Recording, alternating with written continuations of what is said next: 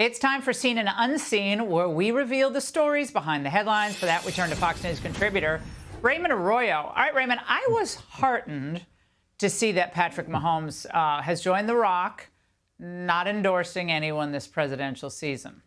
Love it. Well, not everyone got the memo, Laura. In fact, some big names have become practical surrogates for the Biden campaign. Ooh-wee. People like John Legend and Michael Douglas. Choice is very clear. There's a lot been said about age and all these other things. Both of them are old, but one of them is a really decent man who's done a lot to improve lives in this country, and that's Joe Biden. You and Biden are about the same age. Are you one of those people who wished he had bowed out, let the field choose somebody else? I think that I walk a little similar to him. And the people that I've talked to and everybody that I have say he's as sharp as a tack. He's fine. He's as sharp as a tack. Look, not to fact-check the All-Star Biden Defense League, Laura, but this was Joe Biden earlier at an Earth Day event. I guess it depends on the tack you use for comparison. Watch.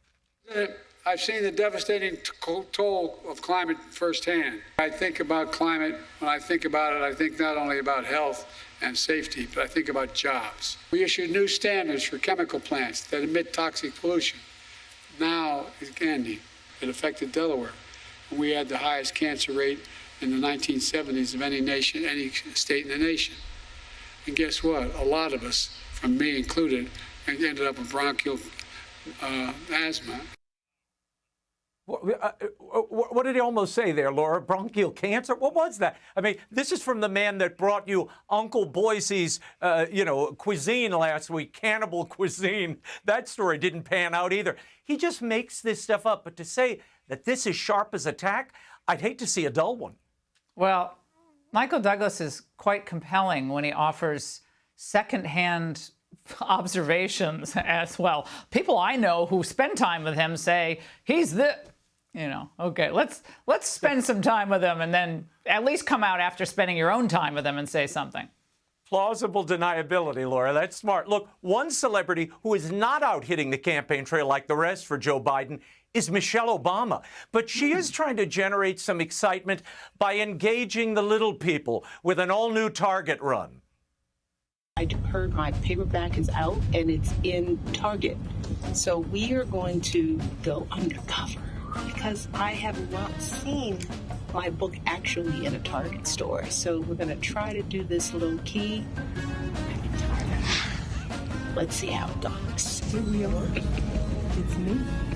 Should I do a reading here? Give me a pen. I'm going to sign a few. Something for me, something for my husband, and something for Sonny. Mission accomplished. Check. See you guys later. Laura, this is like George H.W. Bush going to the grocery store. No one buys this. And I love how, aside from her staff, she had no interaction with anyone at Target. It showed the razzle-dazzle is kind of wearing thin at this point. Nobody cares. She looks really thin. She looks pretty good, I think. But Raymond, I think she tried to do this before. Didn't she try to go?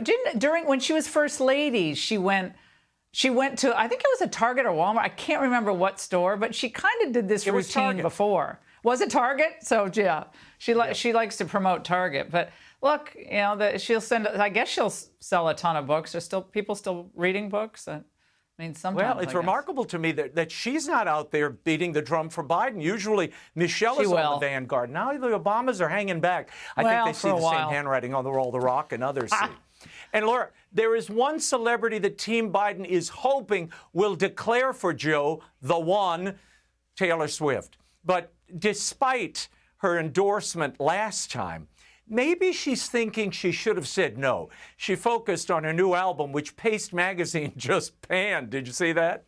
Well, I don't read Paste, but some of the young kids, Raymond, my daughter's age, they love Taylor Swift, but they don't love necessarily her new review. But that was brutal, her new album. They gave the Tortured Poets Department a 3.6 out of 10, claiming that Swift is in her 30s. It sounds like she's infantilizing her own audience more than ever before. Yeah.